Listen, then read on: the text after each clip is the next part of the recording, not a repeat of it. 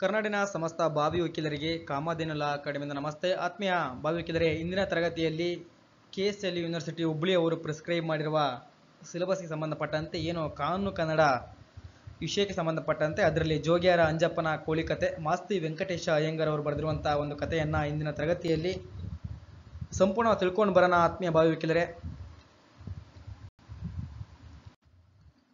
ಭಾವಿ ವಕೀಲರೇ, ಗಮನಿಸಿ. ಜೋಗ್ಯಾರ ಅಂಜಪ್ಪನ ಕೋಳಿಕತೆ ಎಂಬುದನ್ನು ಮಾಸ್ತಿ ವೆಂಕಟೇಶ ಅಯ್ಯಂಗಾರ್ ಅವರು ಬರೆದಿದ್ದಾರೆ. ಕನ್ನಡದ ಹೆಸರಾಂತ ಕಥೆಗಾರ ಮಾಸ್ತಿ ವೆಂಕಟೇಶ ಅಯ್ಯಂಗಾರರವರು ಕನ್ನಡ ಕಥಾಜನಕರೆಂದೇ ಗುರುತಿಸಿಕೊಂಡವರು. ಅವರ ನೂರಾರು ಕಥೆಗಳಲ್ಲಿ ಜೋಗ್ಯಾರ ಅಂಜಪ್ಪನ ಕೋಳಿಕತೆ ನ್ಯಾಯ ನಿರ್ಣಯದ ವಿಶಿಷ್ಟತೆಯನ್ನು ಸಾರುವ ಕಥೆಗಳಲ್ಲಿ ಒಂದಾಗಿದೆ. ವ್ಯಕ್ತಿ ಶ್ರದ್ಧೆ ನಿಷ್ಠೆ ತನ್ನ ಪ್ರಾಮಾಣಿಕತೆಯಿಂದ ನ್ಯಾಯವನ್ನು ಗೆಲ್ಲುವಂತಾಗಬೇಕು, ನಿಜವಾದ ಅಪರಾಧಿಯನ್ನು ಗುರುತಿಸಬೇಕು, ಅದನ್ನು ಬಿಟ್ಟು ಒಬ್ಬ ನಿರಪರಾಧಿ ಬಲಿಯಾಗಬಾರದೆಂಬ ಸಂದೇಶವನ್ನು ಕಥೆಯಲ್ಲಿ ಮಾಸ್ತಿಯವರು ನೀಡುತ್ತಾರೆ. ಆತ್ಮೀಯ ಭಾವಿ ವಕೀಲರೇ, ಅರ್ಥ ಆಗಿದೆ ಅಂತ ನಾನು ಭಾವಿಸ್ಕೊಳ್ತಿದ್ದೀನಿ. ಜೋಗ್ಯಾರ ಅಂಜಪ್ಪನ ಕೋಳಿಕತೆ ಎಂಬುದನ್ನು ಮಾಸ್ತಿ ವೆಂಕಟೇಶ ಅಯ್ಯಂಗಾರ್ ಅವರು ಬರೆದಿದ್ದಾರೆ. ಮಾಸ್ತಿ ವೆಂಕಟೇಶ ಅಯ್ಯಂಗಾರ್ ಎಂಬುವರು ಕನ್ನಡದ ಹೆಸರಾಂತ ಮಾಸ್ತಿ ವೆಂಕಟೇಶ ಅಯ್ಯಂಗಾರ್ ಅವರು ಕನ್ನಡದ ಕಥಾಜನಕರೆಂದೇ ಗುರುತಿಸಿಕೊಂಡವರು. ಇವರು ನೂರಾರು ಕಥೆಗಳಲ್ಲಿ ಜೋಗ್ಯಾರ ಅಂಜಪ್ಪನ ಕೋಳಿಕತೆ ಎಂಬುದು ನ್ಯಾಯ ನಿರ್ಣಯದ ವಿಶಿಷ್ಟತೆಯನ್ನು ಸಾರುವ ಕಥೆಗಳಲ್ಲಿ ಒಂದಾಗಿದೆ. ವ್ಯಕ್ತಿ ಶ್ರದ್ಧೆ ನಿಷ್ಠೆ ತನ್ನ ಪ್ರಾಮಾಣಿಕತೆಯಿಂದ ನ್ಯಾಯವನ್ನು ಗೆಲ್ಲುವಂತಾಗಬೇಕಂತ ಅವ್ರು ಹೇಳ್ತಾರೆ. ನಿಜವಾದ ಅಪರಾಧಿಯನ್ನು ಗುರುತಿಸಬೇಕೇ ವಿನಃ ಅದನ್ನು ಬಿಟ್ಟು ಒಬ್ಬ ನಿರಪರಾಧಿ ಬಲಿಯಾಗಬಾರದೆಂಬ ಸಂದೇಶವನ್ನು ಈ ಜೋಗ್ಯಾರ ಅಂಜಪ್ಪನ ಕೋಳಿಕತೆಯಲ್ಲಿ ಮಾಸ್ತಿ ವೆಂಕಟೇಶ ಅಯ್ಯಂಗಾರ್ ಅವರು ನಮಗೆ ನೀಡಿದ್ದಾರೆ. ಆತ್ಮೀಯ ಭಾವಿ ವಕೀಲರೇ, ಅದೇನು ಹೇಳ್ತದೆ ಎಂಬುದನ್ನು ನೋಡ್ಕೊಂಡು ಬರೋಣ ಬನ್ನಿ. ಗಮನಿಸಿ ಆತ್ಮೀಯ ಭಾವಿ ವಕೀಲರೇ, ಊರಿನಲ್ಲಿ ಅತಿ ಅಳಬ ಅಂಜಪ್ಪ. ಸಿಪಾಯಿ ದಂಗೆಯ ಕಾಲಕ್ಕೆ ಅಂಜಪ್ಪ ಹುಡುಗನಂತೆ. ಹಾಗಾಗಿ ಆ ಊರಿನಲ್ಲಿ ಪ್ರತಿಯೊಂದು ಘಟನೆ ಸಂಗತಿ ಸನ್ನಿವೇಶವನ್ನು ಅತ್ಯಂತ ನೆನಪಿನಿಂದ ಹೇಳುವ ಹಳೆಯ ಕೊಂಡಿ. ಆತ್ಮೀಯ ಭಾವಿ ವಕೀಲರೇ, ಏನು ಇಲ್ಲಿ ಅಂಜಪ್ಪ ಎಂಬುವನು ಊರಿನಲ್ಲಿಯೇ ಅತಿ ಅಳಬ. ಅವನು ಸಿಪಾಯಿ ದಂಗೆ ಕಾಲದಲ್ಲಿಯೇ ಹುಡುಗನಂತೆ ಇದ್ದ. ಹಾಗಾಗಿ ಅವನು ಆ ಊರಿನಲ್ಲಿ ಪ್ರತಿಯೊಂದು ಘಟನೆ, ಯಾವುದೇ ಒಂದು ಹಳೆಯ ಘಟನೆ ನಾವು ಯಾರಿಂದ ಕೇಳಬೇಕಾಗಿದ್ರೆ ಆ ಊರಿನಲ್ಲಿ ಯಾರು ಅಂಜಪ್ಪ ಎಂಬವನು ಅಳಬ ಆಗಿರ್ತಾನೆ. ಅವನು ಸಿಪಾಯಿ ದಂಗೆಯ ಕಾಲಕ್ಕೆ ಅಂಜಪ್ಪ ಹುಡುಗನಂತೆ ಇರ್ತಾನೆ. ಸೊ ಹಂಗಾಗಿ ಅಲ್ಲಿ ಅವಾಗ ನಡೆದಿರುವಂತಹ ಹಿಂದಿನ ಕಾಲದಲ್ಲಿ ನಡೆದಿರುವಂತಹ ಘಟನೆಗಳು ಎಲ್ಲ ಕೂಡ ಅವನಿಗೆ ನೆನಪಿರ್ತವೆ. ಸಂಗತಿಗಳು ಸನ್ನಿವೇಶವನ್ನು ಅತ್ಯಂತ ನೆನಪಿನಿಂದ ಹೇಳುವಂತಹ ವ್ಯಕ್ತಿ ಅಂಜಪ್ಪ ಆಗಿರ್ತಾನೆ. ಆತ್ಮೀಯ ಭಾವಿ ವಕೀಲರೇ, ಗಮನಿಸಿ. ಅಂಜಪ್ಪ ಹೇಳಿದ್ದೇ ಸತ್ಯ. ಯಾಕೆಂದ್ರೆ ಅವನು ಕೇಳುವ ಘಟನೆಗಳನ್ನ ಯಾರು ನೋಡಿಲ್ಲ ಕೇಳಿಲ್ಲ. ಹಾಗಾಗಿ ಅವನು ಸತ್ಯದ ತಲೆ ಮೇಲೆ ಬಡಿದಂತೆ ಹೇಳುತ್ತಾನೆ ಎಂಬ ನಂಬಿಕೆ. ಆತ್ಮೀಯ ಭಾವಿ ವಕೀಲರೇ, ಅಂಜಪ್ಪ ಎಂಬುವನು ಊರಿಗೆ ಅಳುಬ. ಅವನು ಸಿಪಾಯಿ ದಂಗೆಯ ಕಾಲದಲ್ಲಿ ಹುಡುಗನಂತ ಇದ್ದ ವ್ಯಕ್ತಿ. ಯಾರೇ ಏನೇ ಕೇಳಿದ್ರು ಕೂಡ, ಈಗಿನ ಜನ ಯುವಕರು ಅಥವಾ ಯಾರೇ ಒಬ್ರು ಏನಾರು ಕೇಳಿದ್ರು ಕೂಡ ಅವನ ತಲೆ ಮೇಲೆ ಹೊಡೆದಂತೆ ಹೇಳ್ತಿದ್ದ. ಯಾವುದೇ ಒಂದು ವಿಷಯವನ್ನು ಕೇಳಿದ್ರೆ ಅರ್ಥ ಆಗದಂತೆ ನಾನು ಭಾವಿಸ್ಕೊಳ್ತಿದ್ದೇನೆ. ಅವನು ಊರೂರು ಅಲೆದು ಜೀವನ ಸಾಗಿಸುವ ಜೋಗಿ. ಏನು ಅಂಜಪ್ಪ ಎಂಬುವನಿದನಲ್ಲ, ಅವನು ಊರೂರು ಅಲೆದ್ಬಿಟ್ಟು ಜೀವನವನ್ನು ಸಾಗಿಸ್ತಾ ಇರ್ತಾನೆ. ಅವನ ನಾಲಿಗೆಯಲ್ಲಿ ನೂರಾರು ಪದಗಳು ಬರ್ತಾ ಇರ್ತವೆ. ಓಕೆನಾ?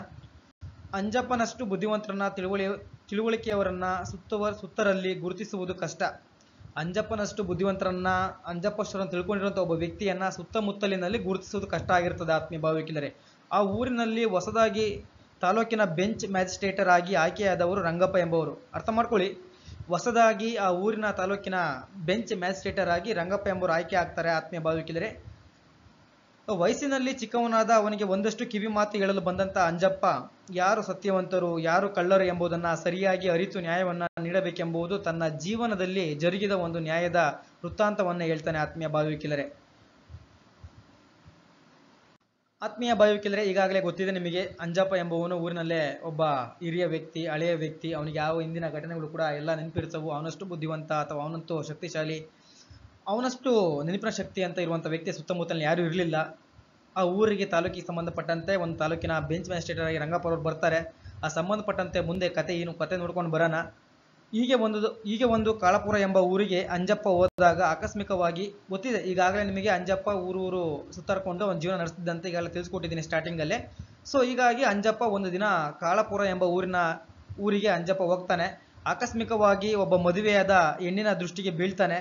ಅರ್ಥ ಮಾಡ್ಕೊಳ್ಳಿ, ಅಂಜಪ್ಪ ಎಂಬುವನು ಕಾಳಪುರ ಎಂಬ ಒಂದು ಊರಿಗೆ ಹೋಗ್ತಾನೆ. ಆಕಸ್ಮಿಕವಾಗಿ ಒಬ್ಬ ಮದುವೆಯಾದಂತಹ ಹೆಣ್ಣಿನ ದೃಷ್ಟಿಗೆ ಅಂಜಪ್ಪ ಎಂಬವನು ಬೀಳ್ತಾನೆ. ಯೌವನದಲ್ಲಿ ಸುಂದರ ಅಂಗಸೌನಷ್ಟವನ್ನು ಹೊಂದಿದಂತಹ ಅಂಜಪ್ಪನನ್ನ ಯಾರೇ ನೋಡಲಿ ಅವನಿಂದ ಪದಗಳನ್ನು ಕೇಳುವ ಬಯಕೆ. ಅಂತೆಯೇ ಆ ಊರಿನ ಒಬ್ಬ ಹೆಣ್ಣು ಮಗಳು ಹಲವು ದಿನಗಳಿಂದ ಅಂಜಪ್ಪನಿಗೆ ಮಾರು ಹೋಗಿ ಅವನಿಂದ ಪದಗಳನ್ನು ಕೇಳಿ ಸಂತೋಷ ಪಡುತ್ತಾಳೆ. ಆತ್ಮೀಯ ಭಾವಿ ವಕೀಲರೇ, ಈಗಾಗಲೇ ಅಂಜಪ್ಪ ನಿಮಗೆ ಗೊತ್ತಿರುವಾಗಲೇ ಒಬ್ಬ ಪದಗಳನ್ನು ನುಡಿಸುವಂತಹ ವ್ಯಕ್ತಿ ಮತ್ತು ಸುಂದರವಾಗಿರ್ತಾನೆ ಅಂಜಪ್ಪ ಎಂಬ ವ್ಯಕ್ತಿ. ಹೀಗಾಗಿ ಮದುವೆ ಆಗಿರುವಂಥ ಒಬ್ಬ ಹೆಣ್ಣು ಅವನನ್ನು ನೋಡಿಬಿಟ್ಟು ಅವನ ಬಾಯಿಯಿಂದ ಪದಗಳನ್ನ ಕೇಳಬೇಕಂತ ಅನಿಸ್ತದೆ. ಸೊ ಹಂಗಾಗಿ ಅವಳು ಇವನಿಂದ ಪದಗಳನ್ನ ಕೇಳ್ತಾಳೆ. ಆತ್ಮೀಯ ಭಾವಿಕಿದರೆ ಕೇಳ್ತಾ ಇರ್ತಾಳೆ. ದೂರ ಸಾಗಿದ ಅಂಜಪ್ಪ ಆಯಾಸವಾಗಿ ಗಿಡದ ಕೆಳಗೆ ಕುಳಿತಾಗ ಅಲ್ಲಿಗೆ ಬಂದು ಅದೇ ಊರಿನವ ಲೋಕರೂಢಿಯಿಂದ ಮಾತನಾಡುತ್ತಾ ಒತ್ತಾಯಪೂರ್ವಕವಾಗಿ ಅವನ ಚೀಲದಲ್ಲಿ ಕೋಳಿಯನ್ನು ನೋಡ್ತಾನೆ. ಅರ್ಥ ಮಾಡ್ಕೊಳ್ಳಿ, ಅಂಜಪ್ಪ ಎಂಬುವನು ಆಕಸ್ಮಿಕವಾಗಿ ಕಾಳಪುರ ಎಂಬ ಊರಿಗೆ ಹೋಗ್ತಾನೆ. ಆಕಸ್ಮಿಕವಾಗಿ ಮದುವೆ ಆಗಿರುವಂಥ ಒಂದು ಹೆಣ್ಣು ಅಂಜಪ್ಪನನ್ನು ನೋಡಿಬಿಟ್ಟು ಸುಂದರವಾಗಿರ್ತಾನೆ ಮತ್ತು ಇವನಿಗೆ ಪದಗಳನ್ನು ಆಡಲಿಕ್ಕೆ ಬರ್ತಾ ಇದೆ. 100 ಪದಗಳನ್ನು ಈಗಾಗಲೇ ಆಡಿದ್ದಾನೆ. ಇವನಿಗೆ ಬಾಯಿನಿಂದ ಪದಗಳನ್ನು ಕೇಳಬೇಕಂತ ಮದುವೆ ಆಗಿರುವಂತಹ ಹೆಣ್ಣು ಇವನಿಂದ ಪದಗಳನ್ನು ಕೇಳ್ತಾಳೆ. ಈಗಾಗ ಅಂಜಪ್ಪ ಅವ್ರ ಮನೆಯಿಂದ ಹೊರಗೆ ಬರ್ತಿದ್ದಾನೆ. ಬಂದಾದ್ಮೇಲೆ ಒಂದು ಸುಸ್ತಾಗಿ ಒಂದು ಮರದ ಕೆಳಗೆ ಕೂತ್ಕೊಂಡಿರ್ತಾನೆ.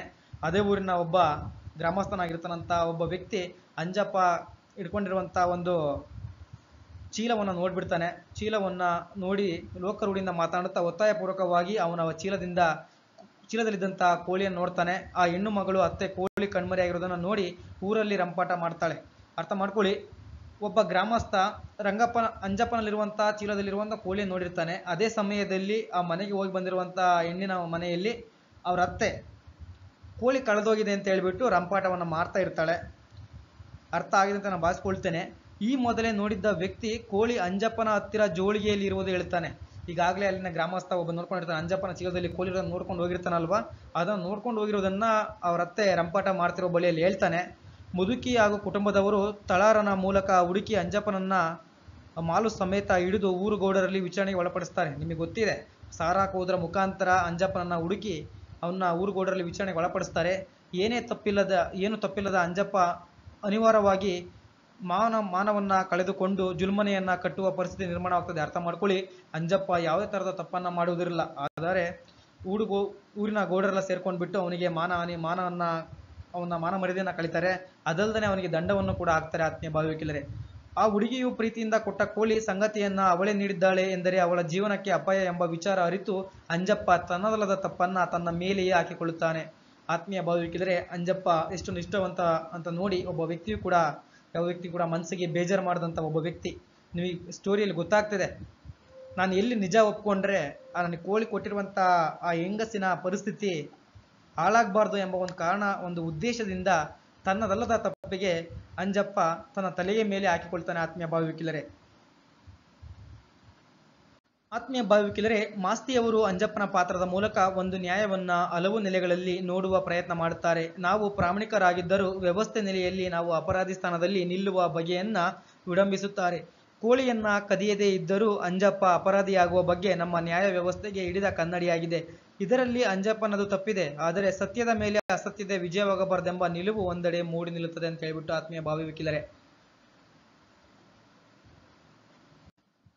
ಆತ್ಮೀಯ ಭಾವಿಕಿಲ್ಲರೆ, ರಂಗಪ್ಪನಂತಹ 100 ಮ್ಯಾಜಿಸ್ಟ್ರೇಟರ್ಗಳು ಸತ್ಯವನ್ನ ಎತ್ತಿ ಹಿಡಿಯುವ ಕಾರ್ಯ ಮಾಡಬೇಕು. ಅಂತೆಯೇ ಧರ್ಮ ಸಂಕಟಕ್ಕೆ ನಾವು ನಮ್ಮ ತನಗಳನ್ನು ಕಳೆದುಕೊಳ್ಳದೆ ನಿಷ್ಠರಾಗಿರಬೇಕೆಂಬ ಸಂದೇಶವನ್ನ ಕಥೆಗಾರರು ಸೂಕ್ಷ್ಮವಾಗಿ ನೀಡುತ್ತಾರೆ. ಧರ್ಮ ಸಂಕಟಕ್ಕೆ ದೇವರು ಸಾಕ್ಷಿ ಹೇಳಬೇಕೆಂಬ ಮಾತು ಕಥೆಯಲ್ಲಿ ಧ್ವನಿಪೂರ್ಣವಾಗಿ ಮೂಡಿ ನಿಲ್ಲುತ್ತದೆ. ನ್ಯಾಯ, ಸತ್ಯ, ಧರ್ಮಗಳ ಒಂದು ಸೂಕ್ಷ್ಮವಾದ ಸಂವೇದನೆಯನ್ನ ಅಂಜಪ್ಪ ತನ್ನ ಬದುಕಿನಿಂದ ನಿರೂಪಿಸುವ ಬಗ್ಗೆ ನ್ಯಾಯಿಕ ವ್ಯವಸ್ಥೆಗೆ ಒಂದು ಜಲವಂತ ನಿದರ್ಶನವಾಗಿದೆ. ಆತ್ಮೀಯ ಭಾವಿಕಿಲ್ಲರೆ, ಅರ್ಥ ಆಗಿದೆ ಅಂತ ನಾನು ಭಾವಿಸ್ಕೊಳ್ತಿದ್ದೇನೆ. ಜೋಗಿಯರ ಅಂಜಪ್ಪನ ಕೋಳಿ ಕಥೆ ಎಂಬುದು ಎಷ್ಟು ಅದ್ಭುತವಾಗಿ ಬರೆದಿದ್ದಾರೆ ಮಾಸ್ತಿ ವೆಂಕಟೇಶ ಅಯ್ಯಂಗಾರ್ ಎಂಬುವರು ಅಂದರೆ ಅರ್ಥ ಮಾಡ್ಕೊಳ್ಳಿ. ತನ್ನದಲ್ಲದ ತಪ್ಪಿಗೆ ಅಂಜಪ್ಪ ಎಂಬ ವ್ಯಕ್ತಿ ಶಿಕ್ಷೆಯನ್ನು ಅನುಭವಿಸಬೇಕಾಗ್ತದೆ. ಆತ್ಮೀಯ ಭಾವಿಕಿಲ್ಲರೆ, ಸೊ ಹಂಗಾಗಿ ಹೇಳ್ತಾರೆ, ರಂಗಪ್ಪ ಊರಿನ ತಾಲೂಕಿನ ಮ್ಯಾಜಿಸ್ಟ್ರೇಟರ್ ಆದಂತಹ ರಂಗಪ್ಪನಂತಹ 100 ಮ್ಯಾಜಿಸ್ಟ್ರೇಟರ್ಗಳು ಸತ್ಯವನ್ನ ಎತ್ತಿ ಹಿಡಿಯುವ ಕಾರ್ಯವನ್ನು ಮಾಡಬೇಕು. ಅಂತೆಯೇ ಧರ್ಮ ಸಂಕಟಕ್ಕೆ ನಾವು ನಮ್ಮ ತನಗಳನ್ನ ಕಳೆದುಕೊಳ್ಳದೆ ನಿಷ್ಠರಾಗಿರಬೇಕೆಂಬ ಸಂದೇಶವನ್ನ ಕಥೆಗಾರ ಸೂಕ್ಷ್ಮವಾಗಿ ನೀಡ್ತಾರೆ. ಆತ್ಮೀಯ ಭಾವಿಕಿಲ್ಲರೆ, ಧರ್ಮ ಸಂಕಟಕ್ಕೆ ದೇವರು ಸಾಕ್ಷಿ ಹೇಳಬೇಕೆಂಬ ಮಾತು ಕಥೆಯಲ್ಲಿ ಧ್ವನಿಪೂರ್ಣವಾಗಿ ಮೂಡಿ ನಿಲ್ಲುತ್ತದೆ. ಅಂಜಪ್ಪ ಏನ್ ಮಾಡ್ತಾನೆ, ಅವನು ನಿಜ ಹೇಳಿದ್ರೆ ಆ ಹೆಂಗಸಿನ ಪರಿಸ್ಥಿತಿ ಅಪಾಯಕ್ಕೆ ಜೀವನವನ್ನೇ ಹಾಳು ಮಾಡ್ತೀನಿ ಎಂಬ ಒಂದು ಅಪಾಯದಲ್ಲಿ ಇರಬಹುದು ಎಂಬ ಒಂದು ಉದ್ದೇಶ ಇಟ್ಕೊಂಡು ತನ್ನದಲ್ಲ ತಪ್ಪಿಗೆ ಶಿಕ್ಷೆ ಅನುಭವಿಸ್ತಾನೆ. ಸೊ ಹಂಗಾಗಿ ಇಂಥ ಸಂದರ್ಭದಲ್ಲಿ ಮ್ಯಾಜಿಸ್ಟ್ರೇಟರ್ ಅವರು ಸತ್ಯಾಸತ್ಯಗಳನ್ನ ತಿಳಿದುಕೊಂಡು ತೀರ್ಪನ್ನು ನೀಡಬೇಕೆಂಬುದು ಈ ಕಥೆಯ ಉದ್ದೇಶವಾಗಿದೆ. ಆತ್ಮೀಯ ಭಾವಿಕಿಲ್ಲರೆ, ಅದರಲ್ಲೂ ಕೂಡ ಧರ್ಮ ಸಂಕಟಕ್ಕೆ ದೇವರು ಸಾಕ್ಷಿ ಹೇಳಬೇಕೆಂಬ ಮಾತು ಕಥೆಯಲ್ಲಿ ಧ್ವನಿಪೂರ್ಣಕವಾಗಿ ಮೂಡಿ ನಿಲ್ತದೆ. ನ್ಯಾಯ, ಸತ್ಯ, ಧರ್ಮಗಳು ಒಂದು ಸೂಕ್ತವಾದ ಸಂವೇದನೆಯನ್ನ ಅಂಜಪ್ಪ ತನ್ನ ಬದುಕಿನಿಂದ ನಿರೂಪಿಸುವ ಬಗ್ಗೆ ನ್ಯಾಯಿಕ ವ್ಯವಸ್ಥೆಗೆ ಒಂದು ಜಲವಂತ ನಿದರ್ಶನವಾಗಿದೆ ಅಂತ ಹೇಳ್ಬಿಟ್ಟು ಆತ್ಮೀಯ ಭಾವಿಕಿಲ್ಲರೆ,